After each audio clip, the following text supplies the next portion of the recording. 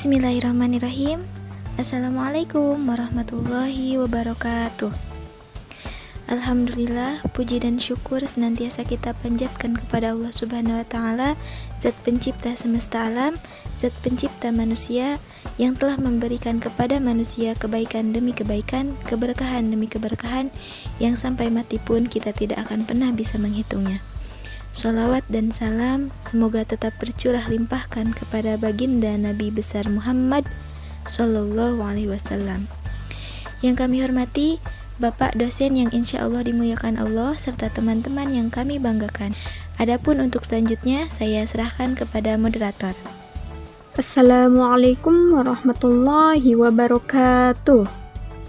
Sebelumnya saya selaku moderator, terima kasih kepada host yang telah memberi kesempatan kepada saya untuk memimpin presentasi kali ini. Perkenalkan, kami dari kelompok 1 Manajemen Pendidikan akan mempresentasikan tentang fungsi manajemen dalam pendidikan Islam. Baiklah, materi yang pertama tentang pengertian manajemen akan disampaikan oleh Adelia Khairiyah. Kepadanya dipersilahkan. Pembahasan pertama mengenai definisi manajemen. Manajemen berasal dari bahasa Inggris, yakni to manage yang berarti mengatur, mengurus, atau mengelola.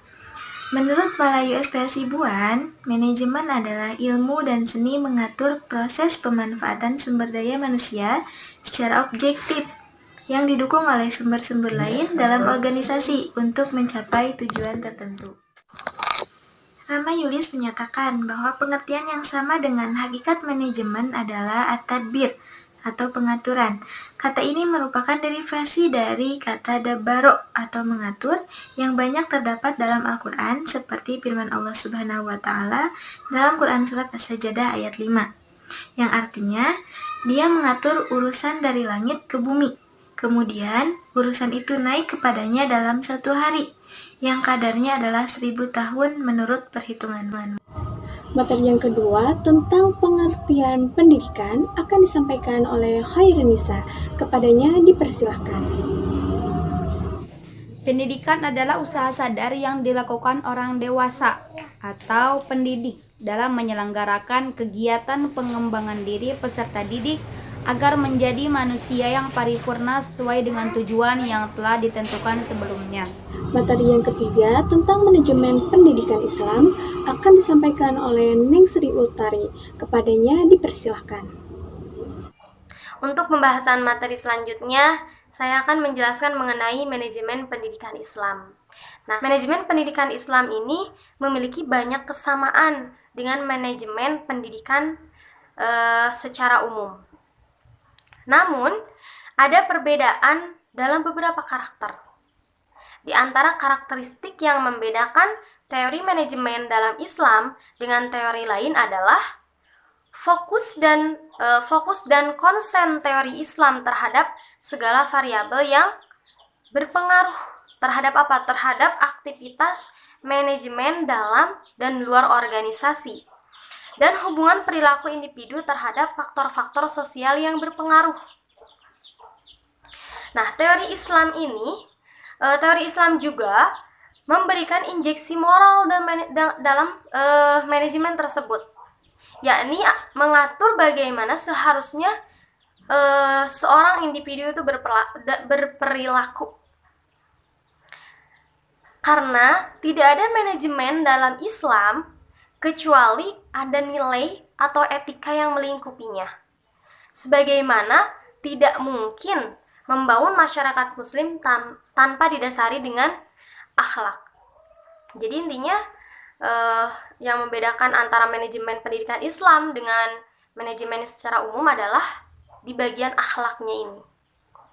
Kemudian teman-teman, dari berbagai definisi yang sudah saya jelaskan tadi, maka pengertian dari manajemen pendidikan Islam adalah suatu proses penataan atau pengelolaan lembaga pendidikan Islam yang melibatkan sumber daya muslim dan non-muslim dalam menggerakkan proses manajemen pendidikan Islam tersebut untuk mencapai sebuah tujuan untuk mencapai sebuah tujuan pendidikan Islam yang efisien dan efektif. Materi yang keempat tentang unsur-unsur manajemen akan disampaikan oleh Sahrani Dwi Puja. Kepadanya dipersilahkan. Unsur-unsur manajemen. Yang pertama adalah manusia. Manusia sangat berperan penting dalam melaksanakan beberapa aktivitas. Manusialah yang melaksanakan program yang direncanakan. Oleh karena itu, jika tidak ada manusia, maka tujuan yang diinginkan tidak akan tercapai. Yang kedua adalah money atau uang. Uang adalah sarana manajemen untuk mencapai tujuan yang harus digunakan sebaik mungkin, sebagaimana rupa, sehingga manajemen dapat tercapai dengan baik dan tidak mengeluarkan biaya begitu besar. Ketiga adalah material. Material atau bahan dalam manajemen adalah bahan atau data dan informasi yang diperlukan untuk mencapai tujuan. Material adalah pelaksana, alat bantu pelaksana fungsi-fungsi dari manajemen. Yang keempat yaitu mesin. Mesin adalah sebuah alat yang digunakan untuk pelaksanaan manajemen yang berupa teknologi, sehingga memudahkan manajemen. Yang kelima yaitu metode. Metode atau cara di manajemen dapat diartikan juga sebagai sarana atau alat manajemen. Dalam mencapai suatu tujuan harus menggunakan cara yang efektif dan efisien. Materi yang kelima tentang tujuan manajemen akan disampaikan oleh Saidah. Kepadanya dipersilahkan. Materi selanjutnya adalah tujuan manajemen pendidikan. Tujuan manajemen pendidikan adalah 1. Terwujudnya suasana belajar dan proses pembelajaran yang aktif, inovatif, kreatif, dan menyenangkan. 2. Terciptanya peserta didik yang aktif, mengembangkan potensi dirinya untuk memiliki kekuatan spiritual keagamaan, pengendalian diri, kepribadian, kecerdasan, akhlak mulia, serta keterampilan yang diperlukan dirinya, masyarakat, bangsa, dan negara. 3. Terpenuhinya salah satu dari 4 kompetensi tenaga pendidik dan kependidikan. 4. Tercapainya tujuan pendidik secara efektif dan efisien. 5. Terbekalinya tenaga kependidikan dengan teori tentang proses dan tujuan administrasi kependidikan. 6. Teratasinya masalah mutu pendidik. Materi yang keenam tentang manfaat manajemen akan disampaikan oleh Siti Sarah. Kepadanya dipersilahkan. Ya, materi selanjutnya mengenai manfaat manajemen pendidikan. Yang pertama, mengetahui permasalahan dalam rangka percepatan penuntasan wajar 9 tahun. Yang kedua, menyusun rencana dan merumuskan tujuan. Yang ketiga, mengidentifikasi kelemahan, kekuatan, peluang, dan ancaman dalam perencanaan. Yang keempat, sebagai acuan dalam penetapan anggaran pendidikan. Dan yang kelima, sebagai alat pengendalian dalam pelaksanaan pembangunan pendidikan, khususnya dalam percepatan wajar 9 tahun. Materi yang ketujuh tentang fungsi manajemen akan disampaikan oleh Yuniarti. Kepadanya dipersilahkan. Materi yang selanjutnya yang akan disampaikan yaitu mengenai fungsi manajemen pendidikan Islam. Seperti yang sudah kita ketahui bahwa berbicara mengenai fungsi manajemen pendidikan Islam itu tidak terlepas dari fungsi manajemen pada umumnya. Berawal dari kekhawatiran Sayyidina Ali karamallahu wajhah pernah berkata dalam asarnya, yaitu al-haqqu bila nizam yaghlibuhul batil binizam. Kebenaran yang tidak terorganisir dengan rapi akan dihancurkan oleh kebatilan yang tersusun rapi. Jadi jelas dalam manajemen itu perlu adanya teknik-teknik yang kaya akan nilai-nilai kepemimpinan dalam mencapai tujuan. Dalam manajemen terdapat beberapa kegiatan yang harus dilakukan dalam rangka mencapai tujuan yang telah ditetapkan secara efektif dan efisien. Kegiatan itu diantaranya yaitu planning atau bisa dikatakan perencanaan. Ya. Jadi menentukan serangkaian kegiatan untuk mencapai hasil yang diinginkan.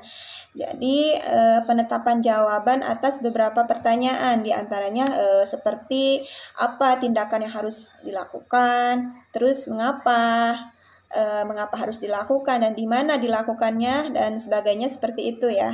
Yang kedua yaitu pengorganisasian, yaitu di mana suatu kerjasama antara dua orang atau lebih untuk mencapai sasaran yang spesifik. Jadi menghubungkan orang-orang yang terlibat dalam organisasi tertentu dan menyatupadukan tugas-tugas dan fungsinya dalam organisasi. Jadi ada beberapa ciri-ciri dalam organisasi, yaitu memiliki tujuan yang jelas. Lalu tiap anggota dapat memahami dan menerima tujuan tersebut. Untuk selanjutnya memberi motivasi atau pemberian motivasi, memberikan inspirasi, semangat, dorongan kepada bawahan ya, agar bawahan tersebut melakukan kegiatannya itu secara sukarela sesuai dengan keinginan atasannya, seperti itu. Beberapa dalam motivasi itu ada karakteristiknya, diantaranya hasil dari kebutuhan, terarah pada tujuan, dan menopang perilaku. Untuk selanjutnya yaitu pengawasan. Jadi ada kontrol atau pengawasan dalam tindakan melakukan suatu tindakan tersebut ya. Jadi ada penilaian, mengadakan koreksi terhadap segala hal yang dilakukan oleh bawahan sehingga dapat diarahkan ke jalan yang benar sesuai dengan tujuan, seperti itu. Selanjutnya yaitu penilaian atau evaluasi. Jadi menilai semua kegiatan yang telah dilakukan untuk menemukan indikator yang menyebabkan sukses atau gagalnya suatu pencapaian tujuan, sehingga bisa dijadikan sebagai bahan kajian selanjutnya.